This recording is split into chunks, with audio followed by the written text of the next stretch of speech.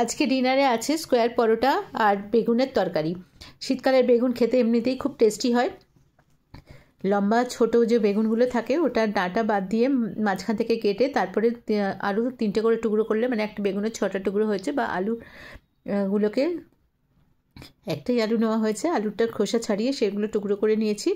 তারপরে কড়াতে সর্ষের তেল দিয়ে তাতে 5 ফোড়ন আর রসুন কুচি আর লঙ্কা কুচি, কাঁচা লঙ্কা কুচি দিয়ে ভাজা ভাজা করে নেওয়ার পর, মানে যখন অ্যারোমা বেরোতে শুরু করেছে তখন কুচো পেঁয়াজ, 3টে মাঝারি সাইজের পেঁয়াজ কেটে নেওয়া হয়েছে, সেই কুচো পেঁয়াজগুলো দিয়ে আর ভাজা ভাজা করে নেওয়ার পরে তারপরে তাতে 3টে টমেটো টুকরো কেটে দিয়েছি। এবার সেগুলো ভাজা হওয়ার পরে যখন তেল বেরোতে শুরু করেছে তখন তাতে ধনেপাতা কুচি দিয়েছি আর ধনে গুঁড়ো আর লঙ্কার গুঁড়ো আর হলুদের গুঁড়ো আর নুন দিয়ে একটু ভাজা ভাজা করার পরে হালকা একটু জল ছিটিয়ে দিয়েছি যাতে মশলাগুলো পুড়ে না যায়।